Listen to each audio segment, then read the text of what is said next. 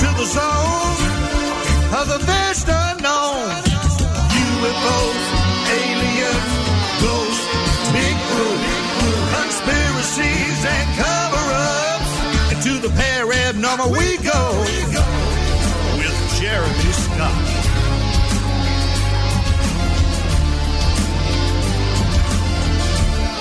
From the cold and dark depths of a secret dungeon somewhere deep in the remote Pacific Northwest, I am Jeremy Scott, and welcome to the program again on this Saturday evening, somewhere between abnormal and paranormal.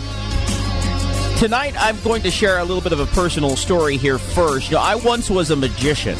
I don't know if I've shared that with you, the audience, before, but I once was a magician. I actually started as a clown. And I wasn't a very good one. Some might actually say that I'm still a clown, but as it is, I love the science tricks. Those are the ones that really anyone can do, right? And it appears to be magic because the audience doesn't know that it's science and it's an experiment that can be replicated. And of course, I love the illusions as well. And when I was a magician, I did my share of card tricks as well. I would perform at fairs and at festivals and at parties and at private events, many retirement homes, in fact. That was always interesting because the audience would seemingly fall asleep, especially when they booked me right after dinner. The attention spans are really, really short at that point. Now, I know one or two of these mentalism tricks, these magic tricks, right? But I cannot do, nor would I ever claim to do, what someone like the Amazing Kreskin can do, because I can't actually read minds. The Amazing Kreskin is world-renowned. He's a world-famous mentalist. He's correctly predicted outcomes for the economy, sports, politics, Hollywood, technology, and more. And some quite extraordinary, in fact, I might say. He's been reading minds and tilting tables and doing all sorts of that for decades.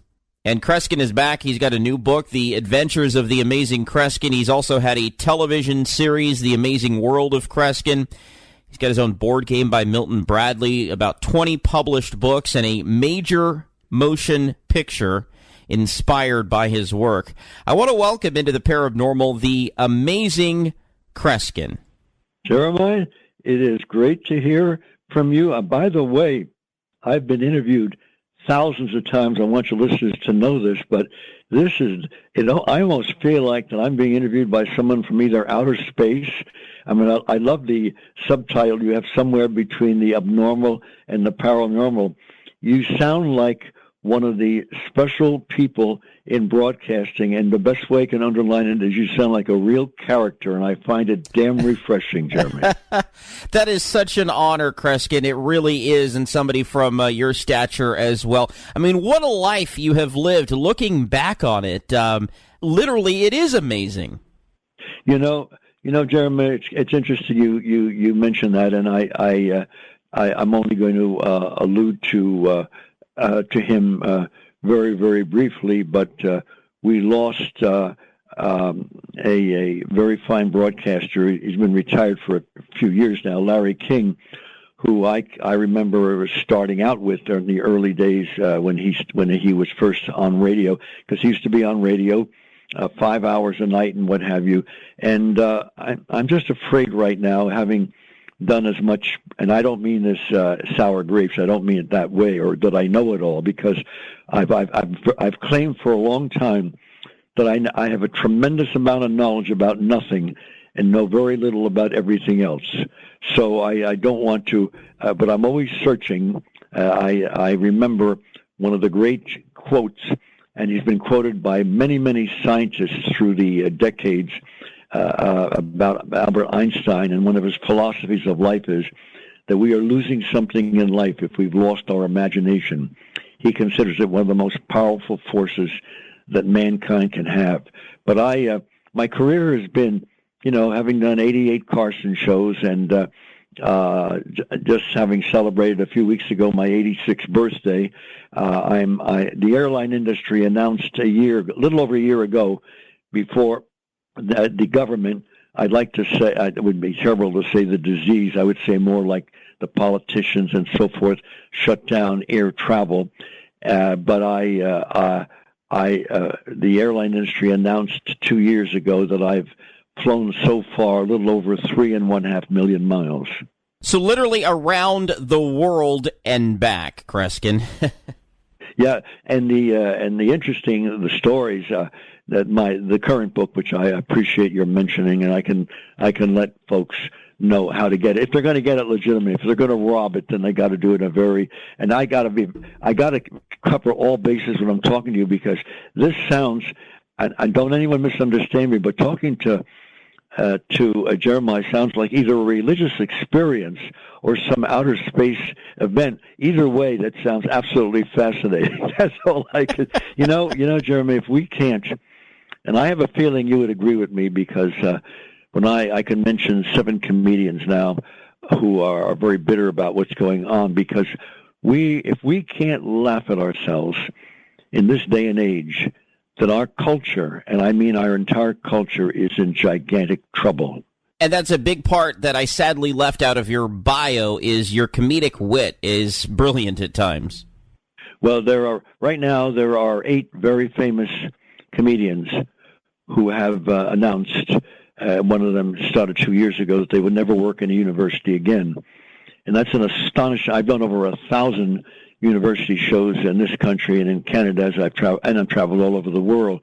But the reason is, and hear me, young folks, and I know you don't know history, and bear this in mind, it was said when I was a kid by philosophers, if we don't learn from history, we tend to learn history over again. And right now, and I'm not going to mention the universities, some of the major universities, if you are a comedian and going to appear there, you must supply your entire script to the university ahead of time so they can edit it. Where in God's name have we ever heard, as these comedians, I know one of them personally very well, who's been on television for years, saying, Kreskin, we ad-lib, we're spontaneous and what have you, and then I remind young people when I'm performing for them that when I was a little kid, and it was the end of the Second World War, and I could go to a movie theater across the street, because to get to the movie theater where I could see for 15 cents, a Western, and then a second movie, and then a newsreel and the news, it was about 10 steps from the front door of my house. So I saw a lot of great movies. But I remember as a kid, it was the end of the Second World War, and seeing scenes of President Franklin Delano Roosevelt, who fought against Hitler and the other enemies during the war, and you could see him sitting there, even if you didn't hear him, and his mouth was open, he was hitting his knee, was laughing like anything,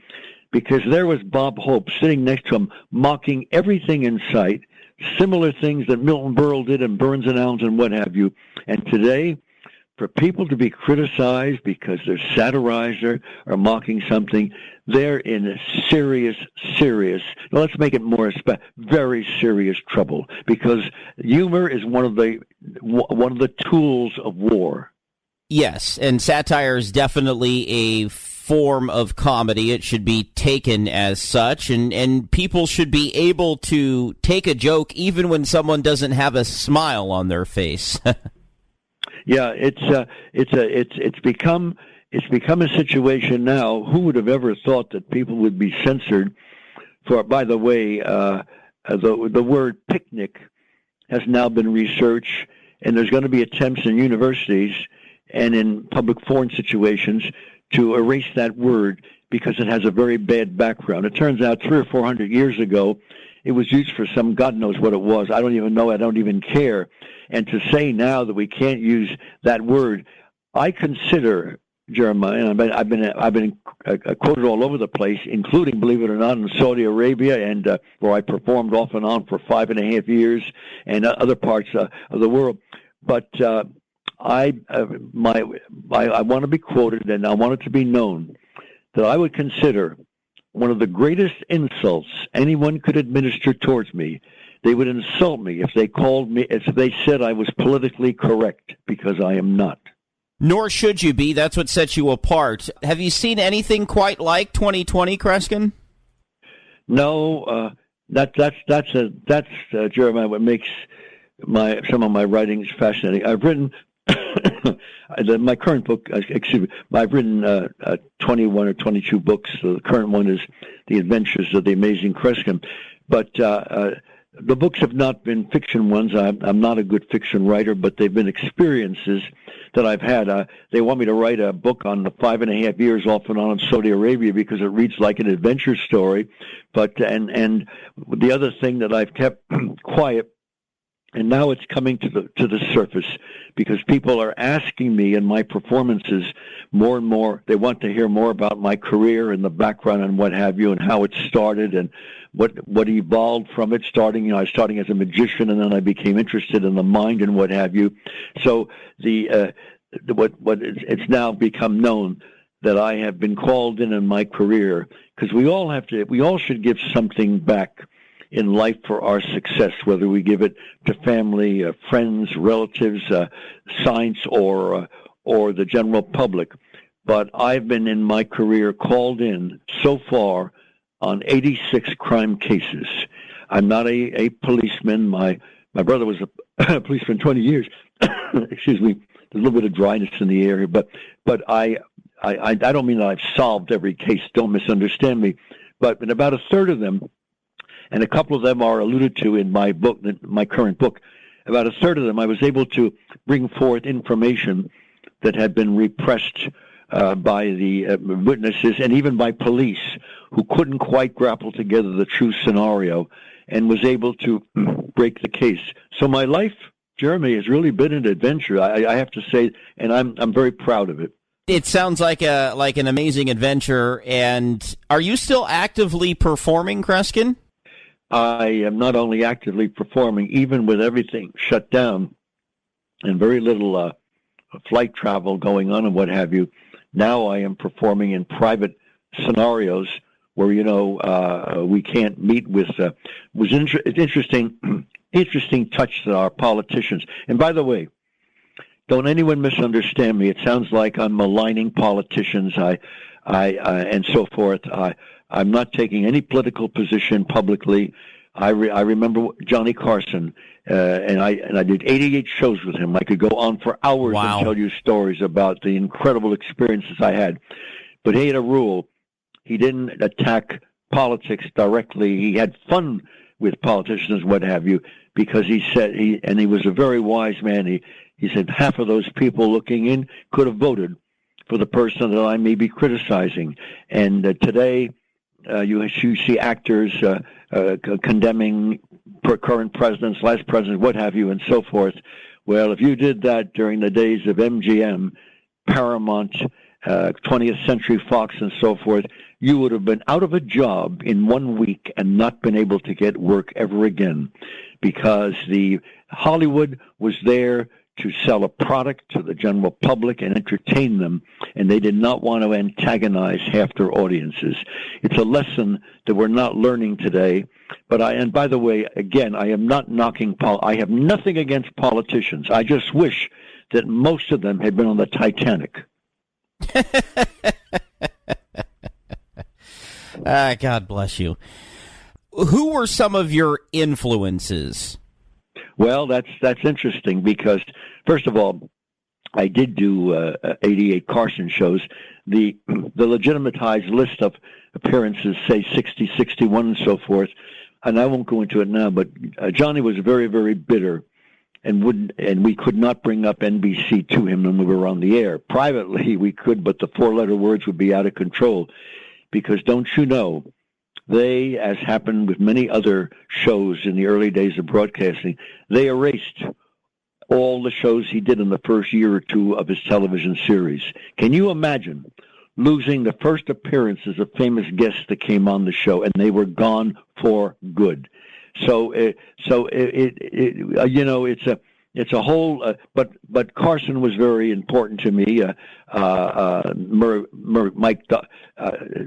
Merv Griffin, with whom I did over 100 shows. Mike Douglas, whom I was made a regular on, off and on through the years. My own series and what have you. Jimmy Fallon idolized Carson, and I have to tell you, the first time I did his show, his staff said to me, Kreskin, we're sending a limo to pick you up at your house. I'll bring you into the city from New Jersey. We're going to meet you. We'll meet you downstairs. I said, well, okay, that's fine. I've done lots of shows at NBC, what have you.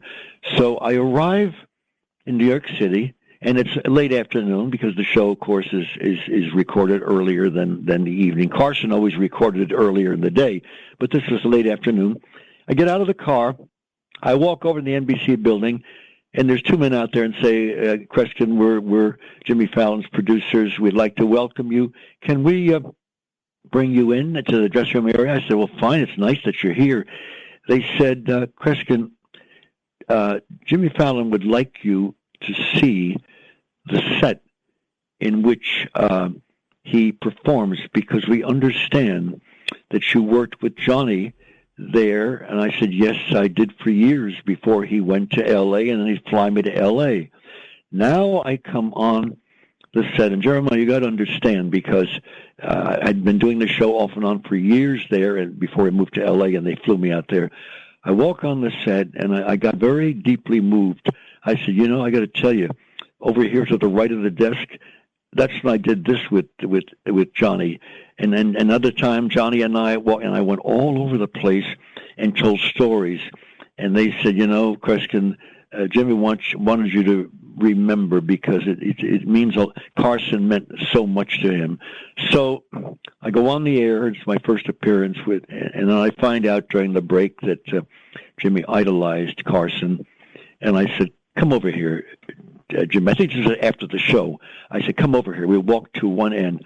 I said, do you know, I did right here on this show, right exactly where we're standing, something with Jimmy Fallon, that when they called me a week before and said, what are you going to do on the show? What do you need? I said, well, this is what I'm going to do. I'm going to do with Jimmy Fallon, so I'm going to need his participation. When NBC found out about this, they called my office the next day, and not the Fallon show, but NBC, the network, said, can we speak to Kreskin? I said, this is he speaking right now. They said, Mr. Kreskin, you plan to do this with Jimmy Fallon? I said, yes. They said, you're not to do it. Please understand, you're not to do it. Well, I said, okay. You don't argue with NBC, the Catholic Church, or the Pope of Rome. So I said, of course, I won't do it. I get a call 4 or 5 days later from Jimmy, and he says to me, Kreskin, I understand you got a call from NBC. I said, yes. He had some words, and he said, we're going to do it anyway. You come in early as you wanted to come in. Let me explain this now. So a week or so later, I come in the night of the show. I walk into the studio, and I say, Jimmy, I want you to come into the studio. I'm going to explain to you what I'm going to do. This is not some trick. It's not rigged. He says, I trust you completely. Then I told him the story. I said, let me tell you the night that NBC called me and said, you're not to do this with Johnny Carson. He said, yeah, I heard that they banned you from doing it. I said, Carson called me on the phone, says, you're going to come in 2 hours before the show. We're going to do the thing. And then he had some words for NBC that I won't repeat, Jeremiah, because they're technical words that are 4-letter words found in books. We won't go into it right now. So anyway, I explained to Johnny what I'm going to do. I said, Johnny, listen to my voice. Your eyes are going to close. I'm in his dressing room, by myself in his dressing room. I said, this is going to happen. It's going to happen, so forth. And then when I count to 10, your eyes will open. So 10 minutes later, his eyes open. And now comes the show. I'm the guest on the show. And I walk on, and we're standing there. And Ed McMahon doesn't know what we're going to do because we didn't do any rehearsal. There was no time for it and everything else. So I said, Jimmy, trust me. He says, whatever you wish, Kreskin, you can take over now. I start counting. Jimmy's eyes close. And I said, your body can't bend. Ed, if Jimmy starts to fall, catch him. He says, you're goddamn right, I'll catch him. He said, I think he thought to himself, what the hell's Kreskin talking about? So Johnny's body starts to sway back, and Ed McMahon catches him. And I said, those two chairs put his head on the one chair's head and shoulders, put his feet on the other chair, nothing under the middle of him. Well, the NBC was a nervous wreck. You could see some of the officials standing off camera watching. And I said, Bette Midler was a guest on the show. I said, Bette, come over here. She says, no, Kreskin. I said, Bette, please come over here. She says, I'd rather not. And finally, Fred DeCordova, the producer, says, listen, Bette, you go over to him. Come over here, Bette. She walked over, and I said, sit down. I didn't say sit in the chair. I didn't say sit in his head or his feet. I said sit on the middle of him where there was nothing under the middle of him. And she sat there and lifted her legs up. And by the way, that was photographed by a photographer I had brought in, and Carson didn't usually allow photographers. And it became the centerfold of Parade magazine all over the Western world. When it was all over and we lifted her off of him, and we slowly lifted Carson, I counted from 10 back to 1. Carson's eyes opened. He said, I would have sworn it was a baby you put there. He said, you mean she sat on me? I said, yes. We got to hold that thought with the Amazing Kreskin. I apologize, but we are at the break. We'll pick that back up. One of Kreskin's famous quotes, the inspiration for our program tonight. Even now, I know what you are thinking. I'm Jeremy Scott with the Amazing Kreskin. We'll be right back.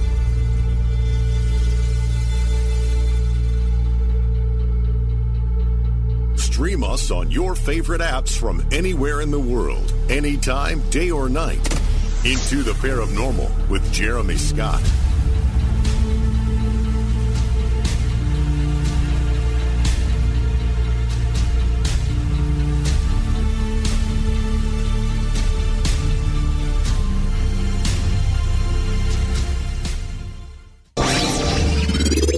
I'm Brad Bernards with Parabnormal News.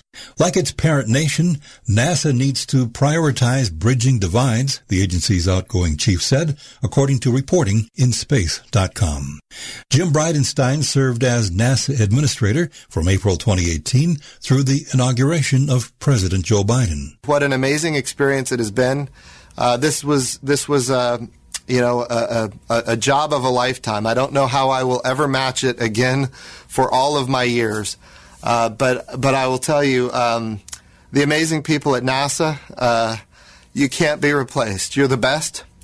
And I'm just so grateful for all of the great experiences, the hard times, but also the great accomplishments and the things that we were able to achieve together. So with that, I say farewell. He said that his successor should strive to bring the agency together as much as possible.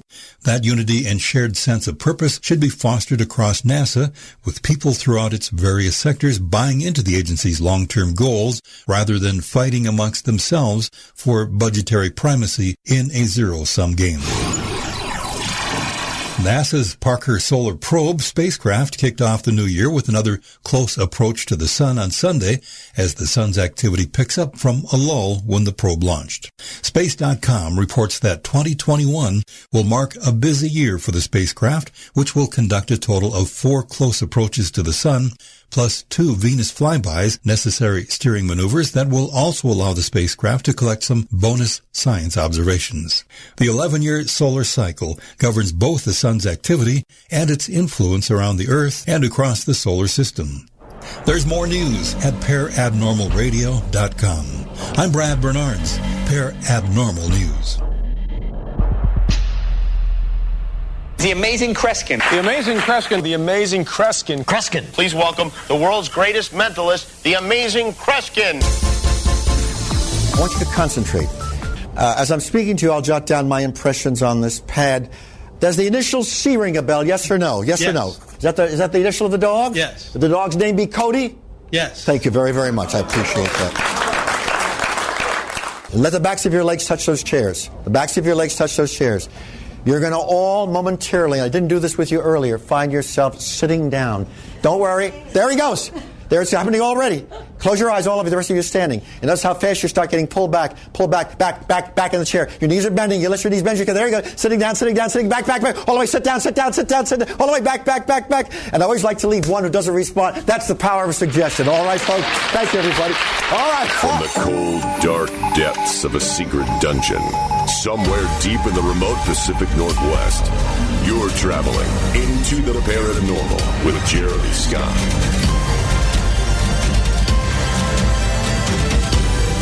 I know what you're thinking. Our guest tonight is the Amazing Kreskin, author of The Adventures of the Amazing Kreskin, recapping a performance on the Johnny Carson show in which Johnny apparently is fainting after having been hypnotized. I think that's where we're headed.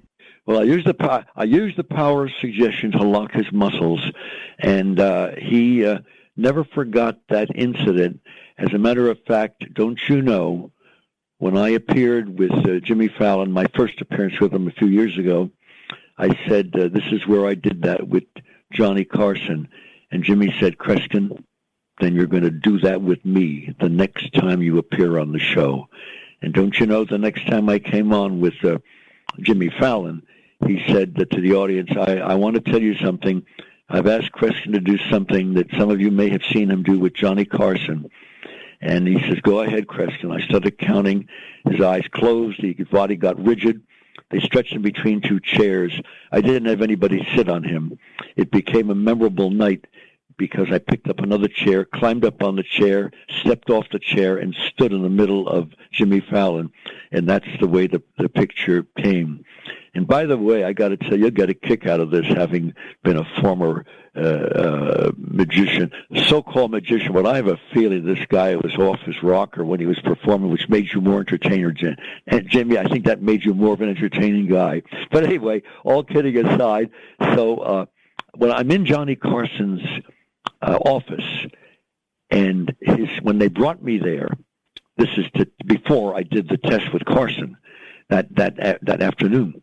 They were nervous, and it turns out Carson had a rule, and everybody knew it. He never allowed a guest in his office before the show. Never did. And the reason was, and a lot of people in broadcasting today say, my God, you've taught me a lesson. His feeling was, you meet someone you never met before or have met before, you're talking, and they'll say something that's funny, a funny line. And Johnny would like to say, hey, use that on the air, it's funny. Well, it's not funny on the air when it's used again. It comes out artificially, and Carson wanted everything to be spontaneous and honest, so he didn't allow that. And by the way, it got in the press 3 months ago. There were two exceptions. There were only two people that Carson ever allowed in his office before the show. One was Orson Welles, and the other was yours truly. What an honor. And so how do you do it, Kreskin? Well, let me tell you, you're going to get a kick out of this. I'm leaving Carson's office because I'm going to my dressing room. I'm going to be on with him doing this special test between two chairs. And as I look over and I see a deck of cards on a table, I said, Johnny, because he's in the office by himself. He's a small round table, a bare light bulb over his head. He was obsessed with the monologue of the show, his opening monologue. He would call his writers early in the morning and say, hey, there's a story in such and such a newspaper, story about this issue. Do a joke about that. I want to do a kidding about it. And I said, so he sat in this room with just the script of the monologue on his small table there. I said, you got to take a card. I said, don't tell me you're still doing magic. I understand that you stunk as a magician. He says, I didn't stink. I just wasn't that good. I said, let me show you something. And we shuffled the deck, we laid the deck there. I said, name a card, Johnny. And let's say he named the 8 of spades. I cut the deck and said, here's 21 cards. He counted toward up and said, oh my God, it is 21. I said, turn over the 21st card. And there was the 8 of spades. So he got so fascinated. Listen to this story, that after this thing with him between two chairs, the next time I was on, it's still New York, I think then, I come on the show, and it goes to a commercial break. He says, Kreskin, come over here. And I was to myself, sure, what's he talking about? We're not on the air. They're going to commercial break. I come over to his desk. He pulls the chair at his desk out from under the desk and pulls me onto the floor and said, sit on the desk with me, under the desk. Nobody could see us. The guest sitting next to us couldn't see us. The camera crew didn't know what was going on. He puts a deck of cards on the floor and says, Kreskin, 9 of hearts, cut to it. And I had to do this 3 or 4 times, and I did it 8 times in the appearances I did with him after that night. It obsessed him. And after he retired, I met with Fred DeCordova and some of them at NBC in L.A. when they were working out there. The show was off the air now. They said, what the hell was going on between you and Carson? I said, he was obsessed and wanted me just to do this with him for 8 appearances in a row under the table. I mean, 88 shows. Did anybody appear on Johnny Carson as much as you, Kreskin? I don't know. I think there may have been one gal that did, but let me tell you what you don't know about him, and very special in my life. When Johnny left the Tonight Show, and he went to L.A. and was on late at night, so a lot of college students were watching him. I was of college age then, but I was touring already, and I was going to college part time because I couldn't go full time. I was performing everywhere, but he was on late at night. And Steve Allen took over. I don't know if you remember Steve Allen at all, Jeremy, but he was a remarkable man, and he took over the show. No, wait a minute. When Johnny took over the Tonight Show, Steve Allen left the Tonight Show. I'm sorry. Steve Allen was on first, left the Tonight Show, and went to L.A. and had a late-night show. Johnny was now on for the legendary lengthy period, those years that he stayed on the show. Now, Steve Allen is in L.A., and I didn't meet Steve Allen. Now, I'm performing mainly in the East Coast, and I do local TV shows there, but the general public around the world or the nation doesn't know who I am. They see me occasionally on TV shows. And Steve Allen, who's now left the Tonight Show, he's in L.A., hears about me. And he says, let's bring Kreskin on. Let's bring him on. So they fly me out to L.A. Hear this story because I'm in L.A. and it's nighttime and the show's on later than Carson. And I said to the crew, you know what? I never met Steve Allen before. I admire him. He's written some wonderful books. He's a great humorist. Better than I not meet him before the show. I'm not going to do a trick. I'm going to do something with the mind. They said, we understand, young man. That's fine. So now I'm going to go on the air. And Carson found out by looking at, I guess, seeing TV Guide that a mentalist was going to be on the Steve Allen show. So when after he recorded in the daytime, he comes home and he's sitting with his wife and he's watching Steve Allen. Now Steve Allen says, this young man has a gift. You're going to be very interested in what he does. Would you welcome Kreskin? It wasn't called Amazing. That's a name Carson gave me years later. So now I am walking on the show, and in those days the lights were very hot in television. And I'm walking across the stage because Steve Allen is at the other end, standing on a dais. But in front of me is the mobile camera that they're rolling along, and it's got lights all around it. And like know-it-all, sure know-it-all, I didn't know any better. I'm looking at the camera endlessly, and the lights are blinding me and blinding me. Until Jeremiah, I get near Steve Allen's desk, trip over the desk, and fall flat on my face on the air. My family considers that the highlight of my career. Well, Steve Allen didn't mock me. He says, you all right, and so forth, and fine, and I had a good half hour, 35 minutes with him. Well, the man was watching that show, and the man that saw that scene of me falling over the desk was a man by the name of Johnny Carson, and 8 weeks later he created a character called Karnak the Magnificent. That was me. So you debuted with that nickname? Well, no, I didn't. He saw the incident and created Karnak. He created a character called Karnak, and it was modeled after me. And by the way, the last show that I did with, because I was still doing the Carson show occasionally, the last show I did with him, I said to, and the public knew he was going off the air. I'd heard he was going. I said, Johnny, all these years, 88 some shows, you've been very good to me, and you've never let my audiences forget me, even when I wasn't on. And he says, oh, the mighty Karnak, huh? So you can't erase your past, Jeremy. Can't erase it. Well, you've been the inspiration for quite a few projects in Hollywood. Yeah, there was a movie called the Tom Hanks movie. Have you heard? Did you hear about that movie? Yeah, I heard all about it. It's in living color, and John Malkovich plays me in the movie. It's not a biography, but you got to understand that. Let me tell you the story when they were making the movie, because John Malkovich is a brilliant actor, of course. But so it wasn't my life story, but the character in it, who was this mentalist, this character was based on my life, and so part of my life and what have you. So opening night, we're at Broadway, and we walk on the red carpet and all that jazz, and we get to the other end.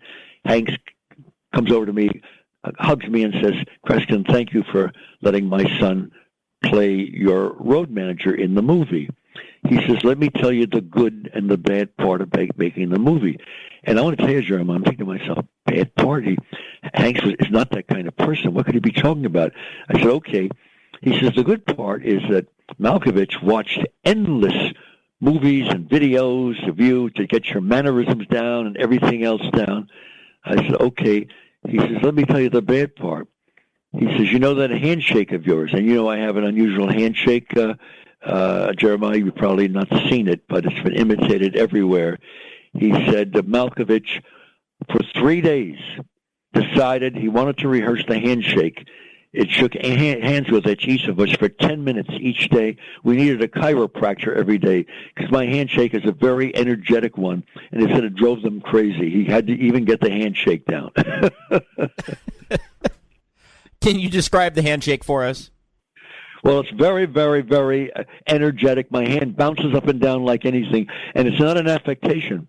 I've been shaking hands like that since I was 7, 8, 9 years old. It's just that I get energy from people, and when I get a kick out of it because sometimes agents and investigators will say, "Oh my God, Kreskin, we're not going to be able to handle a weapon anymore because of what you just did to our arm." This is just my. I'm an energetic person, Ryan. I'm 86 years old, and I still, for 50 years now, I run 20 minutes every night. I jog every night for 20 minutes because I think best when I'm in motion. That's just my natural way of doing things. I don't have drugs. I don't drink. Probably if I were working with certain people in broadcasting, one of whom I don't want to mention, I don't want to offend him, I'd probably have to drink heavily. I'm joking, Jeremiah. I'm joking. By the way, I want to tell your listeners this, folks. Hear me, folks. And I mean this sincerely. Sometime when I'm in the area, I'll definitely come on with Jeremiah. It'd be great to meet him in person. But, folks, I want to warn you, I dare not read his thoughts in person. All right, Jeremiah. Yeah, I have skeletons in my closet, Kreskin. I like skeletons. That's what makes life interesting. Well, and of course, the name of that movie was The Great Buck Howard in 2009, starring John Malkovich, Colin Hanks, and Tom Hanks as well. And then, is it true that there's a motion picture that is based on your life that's in the works as well? Yeah, you know, Jeremiah, what it is? It's my life's been an adventure, and now that it's been learned, there's been 86 crime cases I've been involved in. In the book. Do we have a few minutes more, Jeremiah? Absolutely. We have a few minutes? Yeah, go ahead. In the book, the adventures of the Amazing Kreskin, there is. By the way, I did it with a very fine artist who drew, and we'll get the book to you before we speak the next time. That way we can talk about the book more. But an artist drew paintings in the book that are very, very graphically well done, beautifully done, because it's a professional, and one of the scenes, I've been called in on crime cases, but one of the scenes in all my shows around the world, in my live in-person performances, I have a feature.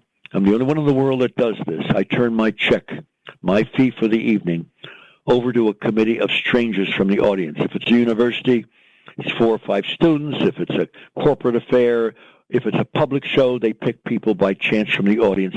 They must be people I've never met before. I hand them my check, and of the 6 of them, 2 of them escort me from the theater. If it's bad weather outside, we go into a private room where the sound is turned off, and there are witnesses, and the ushers take us there. If it's an outdoor state fair, and some of my outdoor shows have been 10,000, 20,000 people, they usually have a trailer off the stage, and they take me into the trailer, and the windows are all barricaded, and I'm in there and cannot see what's happening. While I'm out of sight, the committee hides my check anywhere in the entire theater audience. Carnegie Hall was 4 balconies. State fairs is sometimes 20,000 people. When they've hidden it, they return to the stage, knock on the door, and I'm brought back out. And the committee verifies that I don't know where it was. I didn't hear anything or what have you. I don't ask any questions. No, it's not a guessing game in any way, shape, or form. I pick 1 or 2 people from the committee and tell them, just concentrate on what you've done, but don't say a word to me. Just concentrate. If I don't find my fee, if I don't physically find it, have it in my hands, I forfeit my check. It's returned to the organization that booked me, and the entire show is for free. It's a hell of a way to make a living. I've done this over 3,000 times in my career. I have failed 11 times. The most famous was in New Zealand because one night I failed. I was at a theater for a week. We turned the money over to a crippled children's hospital, and I lost in one night $51,000. Yeah, but you've also made a lot of that money back. Yeah, Jeremiah. But in the book, there's a scene, a painting, and when people turn to that page, and people are buying the book 3 days ago, in 2 days sold 55 copies by mail, and you can go by going to www.kreskinbook.com, www.kreskinbook.com. But in the book, there's a picture, and the picture graphically shows something that happened to me. In one of the places I was performing, it was university, and it was an old theater. You know, a lot of old theaters years ago had booths in the balcony off the edges where you could sit in the booth with your family or 6 or 8 friends. You rent it, and that way you're over the audience, but you're looking at the stage. And a lot of them were more expensive. They were kind of classy things. Now I'm going to go through this theater to find my chick, and I find myself in the balcony, and I find myself walking towards one of the booths. I'll never forget this incident as long as I live, because in normal life I would never do this. I went into the booth, and there were maybe 6 or 8 people sitting there, and there were rods attached to the booth that extended maybe 4 feet over the audience because they had lights on them aimed towards the stage. It was an old theater, so they had to add artificial lighting further. Something in my mind, and I would not let this happen again, made me think of those lights at the end of the rods, but they were extended from the booth. I, Jeremiah, reach over the booth, climb over the booth to reach for a rod. Now I'm 1 story high over an audience, and I fall out of the booth and start to plunge towards the audience. The audience starts screaming, and a man in the booth, sitting in the front of the booth, reached and swung his arm under my tuxedo jacket, believe it or not, caught my belt, and there I hung, swinging back and forth. I could have broken my neck, broken my back. That man saved my life. When the emergency squad came through and carried me to the stage, I almost couldn't walk. After 20 minutes, I got a broom and said, I'm going to finish the show. You're crazy. I went out there, and of the full theater, only 8 people had left. They waited to see how I would be and come through it. But it's one of the experiences of my life that, of course, when you see the picture of my hanging over a booth, knowing that I could have fallen all the way, these kind of things even I couldn't foresee, Jeremiah. Yeah, absolutely amazing. So is this an ability to read minds? And when did you first realize you could do this, Kreskin? Interesting. I'm asked more and more about this, Jeremiah. Let me give you a little bit of background. I had a hero when I was a kid, a great influence on my life. It was a comic book. I was 5, 6 years old. I couldn't read. My mother would read to me the comics. And the comic was Mandrake the Magician. Now, Lee Falk wrote another comic called The Phantom. These were major comics, popular in the 1930s, the Second World War. After the war, there were many movies made and what have you. Mandrake wasn't a magician so much as he had hypnotic abilities, telepathic abilities, and he would solve crimes and what have you.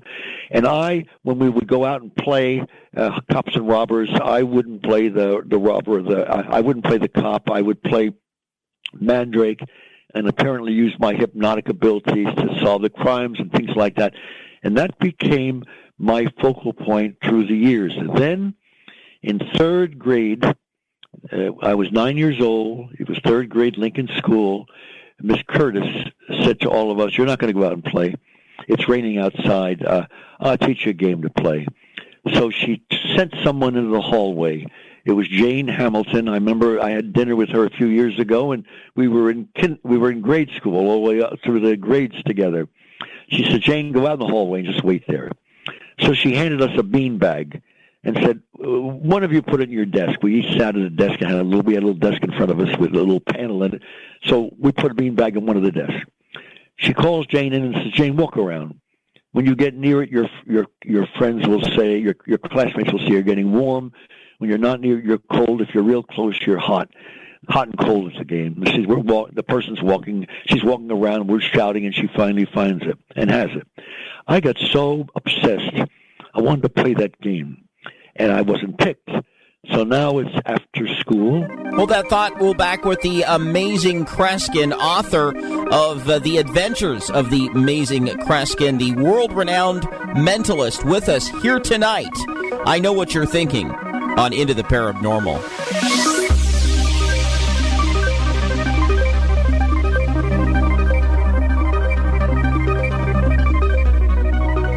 If you're listening on the Parabnormal Radio app from TalkStream Live, thank you for putting us on the list of most popular shows. Download the app at TalkStreamLive.com and listen to Into the Parabnormal 24/7.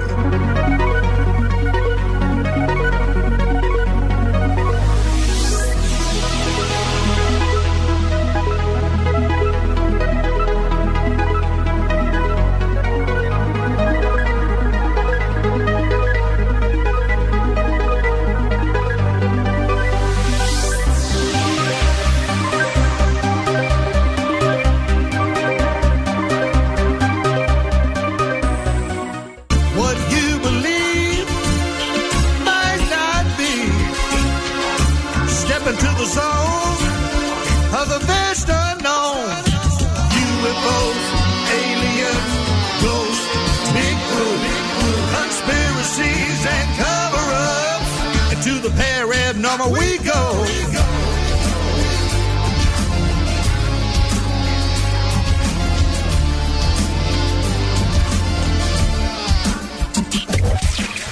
Into the Parabnormal, somewhere between abnormal and paranormal.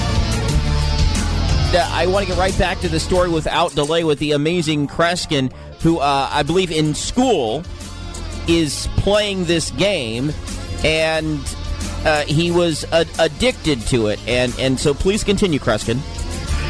Well, I saw the game played in the classroom, but I never got to play it. We played it only at one time, that rainy day. And I'm walking home from school. And I had a blessing when I went to school, to kindergarten, first grade, second grade, all the way up to high school. We didn't get a ride to school. We walked 1 mile to school, walked in the snow and everything else, just the way if you visit, as I have, South America and perform in the Scandinavian countries. Hey, we went to school in the heaviest of snow because they had a feature. They had a feature which enabled them to go to school. They had clothing that they could wear that was winter clothing. So why? And going to school, we had snowball fights. We met other people. We ran through snow and what have you. It was a wonderful, wonderful way of meeting and continuing meeting with people. So I'm now walking home from school, My brother's not home. He's visiting my grandparents, and they were from Sicily. They didn't speak much English. I loved them dearly. She was a chef in royalty, but now they're living in New Jersey. I said, let's go over Grandma and Grandpa's house. We get there. My grandfather built the house with his own hands because he was in construction. They lived upstairs. They rented it downstairs. I said, Joe, take this penny, hide it upstairs. Penny or a nickel. He goes upstairs. I'm waiting outside. He finally comes down and calls me and says, I hid the penny. I hid the penny. So listen to this. I walk up the steps, slowly up the steps. I walk into the kitchen. It's an old-fashioned kitchen with a pot-belly stove. My grandmother didn't know what was going on. She didn't speak that much English. And I walk quietly across this big kitchen, go through this drapery into my uncle's bedroom. He's at work. And I walk up to this chair, because I'm only 9 years old. I'm short. I come up on the chair and find myself, Jeremiah, reaching behind the curtain rod, and I felt the penny. And here I had found the penny. And when I come back in the kitchen, I realized it. I forgot to tell my brother to talk to me. Nobody said to me, you're getting warm, you're getting cold. Nobody said a damn word to me. And I started performing in fourth grade, fifth grade. By sixth grade, I'm doing shows in the city, in New Jersey and what have you. And by ninth grade, in high school, I do a full 2.5-hour concert in which I perform a one-man show. In all my performances, my feature is, as I said, my check is hidden. If I don't find my fee, I don't get paid. Imagine what happened a few years ago at a university, and they're ingenious. I come back into the gymnasium because the place was so crowded. It was family weekend. They couldn't get everybody in the theater, so they said, we'll put the gymnasium together. We'll put a rug on the floor and all that jazz. So the place is packed with, I guess, visitors, the teachers, and the students. I walk in the gymnasium. I practically fall over someone because a lot of them are sitting on the floor. I stop in front of this elderly gentleman. I thought maybe he's a parent. I had him stand up, and I said, sir, would you open your mouth? Jeremiah felt like a jackass. There was no check. I said, sir, I'm sorry. I walked away from him. I found my way back to the stage. I said, someone else on the committee, you got to have to concentrate. I can't do this unless you concentrate. This other person volunteered. I said, okay, concentrate. I'm walking through the theater, and suddenly I froze. And when I say I froze, I thought, what the hell's the matter with me? I can't seem to move. I turn around. I'm facing the same gentleman who's sitting on a bench, the same gentleman I had stand before. I said, sir, stand up. If I embarrass you, then I'll forfeit my fee, we'll return it, and the show's for free. Would you open your mouth? He did. I said, does this have anything to do with the roof of your mouth? Jeremiah will never forget this as long as I live. He reached in his mouth, took out his upper plates, and handed me my check. Wow. Yeah, that's an amazing trick, except it's not a trick, is it, Kreskin? No, it has to do with my intuitively picking up the vibrations, the thought pattern. And if the person, by the way, Jeremiah, and it's happened in a couple of occasions, where if the person does not concentrate or thinks they're the wrong place, then there's no way on earth that I could do it. And yet, another show at a gymnasium, I came up to a man. It was also a university. I came up to a man in a suit, and I lead him to the stage. And I said something about a gun. I thought, that's an asinine remark. He's not a policeman. He's probably a teacher. He's got a suit on. I turned him to the audience. I said, do you mind if I open your jacket? He said, if you're careful. I thought, that's a weird remark. I opened his jacket. Jeremiah, he's a plainclothesman. He's wearing a shoulder holster. I said, can I grab your gun? He says, if you're very careful. I pulled out the gun. I would never do this in regular life. I turned the barrel of the gun towards my face. They had taken tweezers and shredded the check and fed it down the barrel of the gun.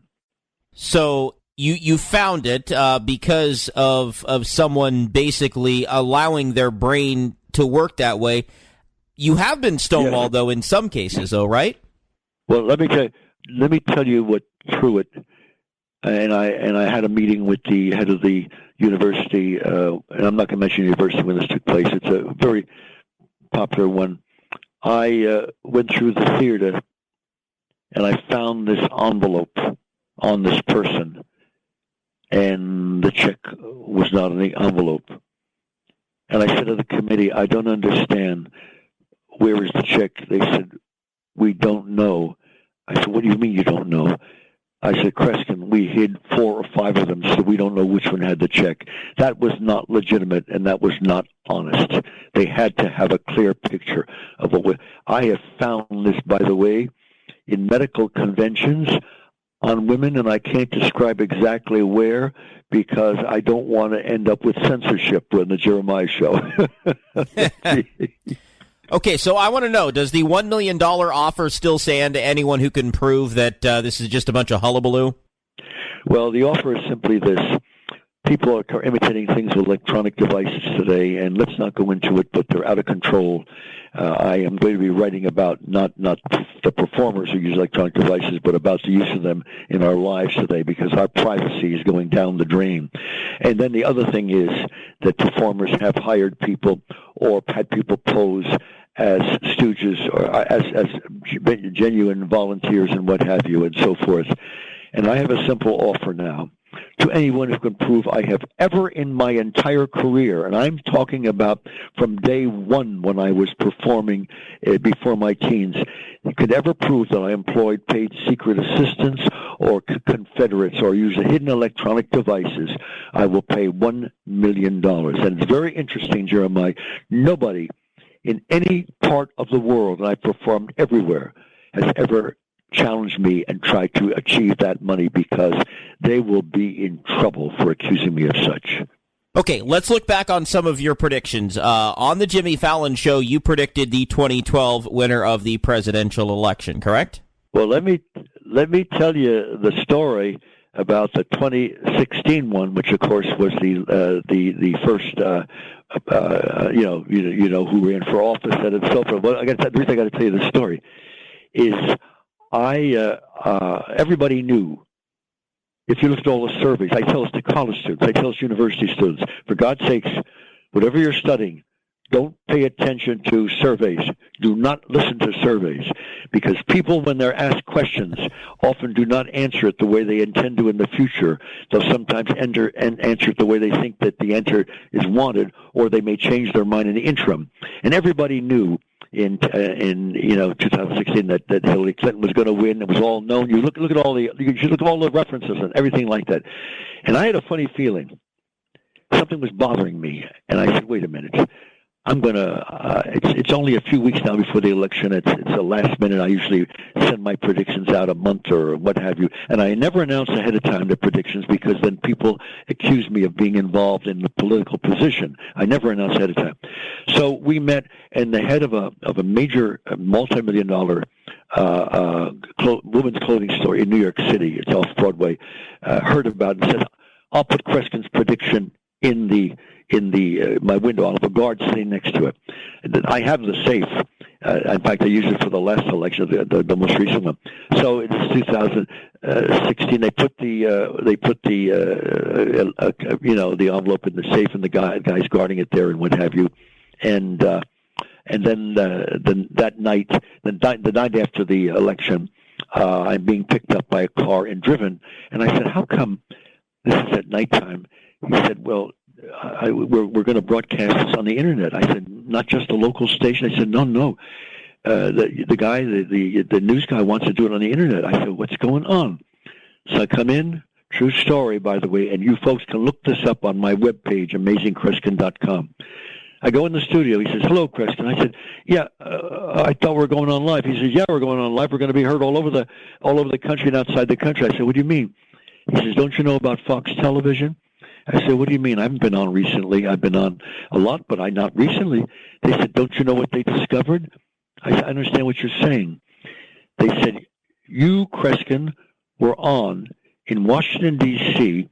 on a news show 1 year ago this last election day. So it was a year ago this year. I said, yeah, I was performing at a nightclub there.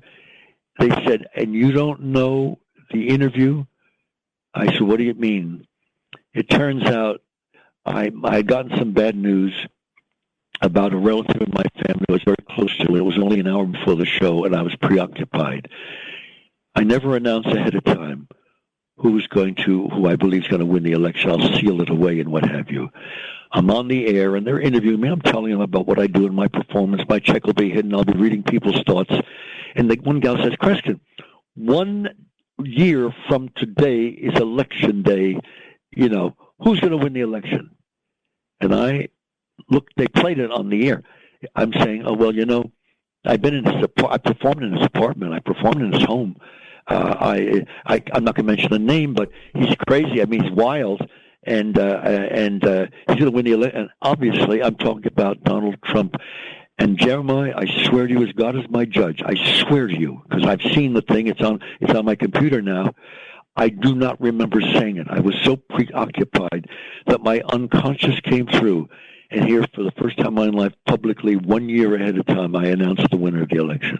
Well, it's very interesting you should say that, Kreskin, because just last week on the program, actually it was the week before last, 2 weeks ago, we talked about voices of the unconscious, or basically the flip side of the conversation. So it sounds like we had a real life one of these coming through.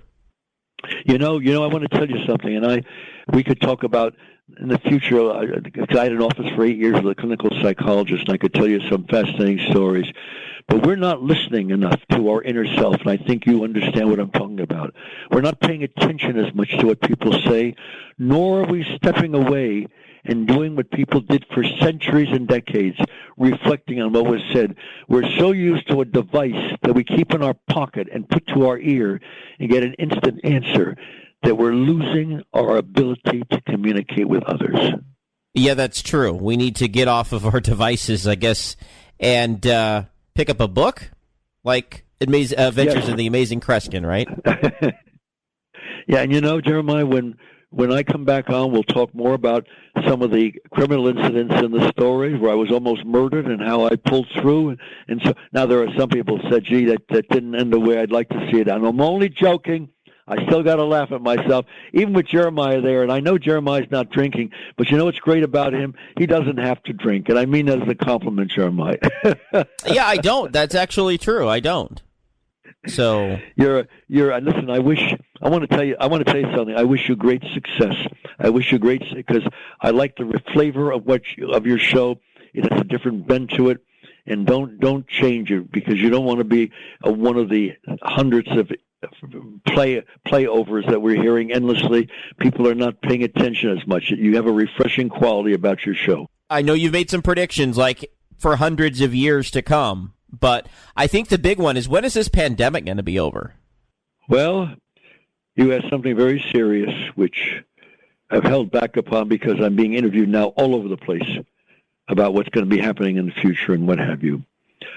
I believe that there are forces that would like to keep this pandemic going, not a half a year, but a year longer, if not a year and a half longer, because of the incredible amount of money that's being made behind the scenes. Folks, if you believe this has all been coincidental and so forth, let me just say something right now, because I don't live in the past.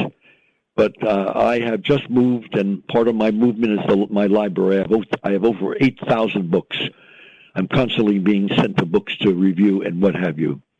And if we only studied history, as I said before, we would learn more from history. I think one of the most powerful weapons that has ever existed in human history is this pandemic, this disease. It has been made into a military weapon that has paralyzed much of the world, and successfully. And by the way, bear in mind, folks, just bear in mind, when you hear of the riots and what have you, surely you must know by now, I could introduce you to college students that were invited because they were out of work as performers. They're going to college. Come with us and we'll pay you, as long as you're prepared to create a riot and do some disturbance and what have you. Don't think that these things are spontaneous. There's a percentage in every one of those riots of people that are being paid.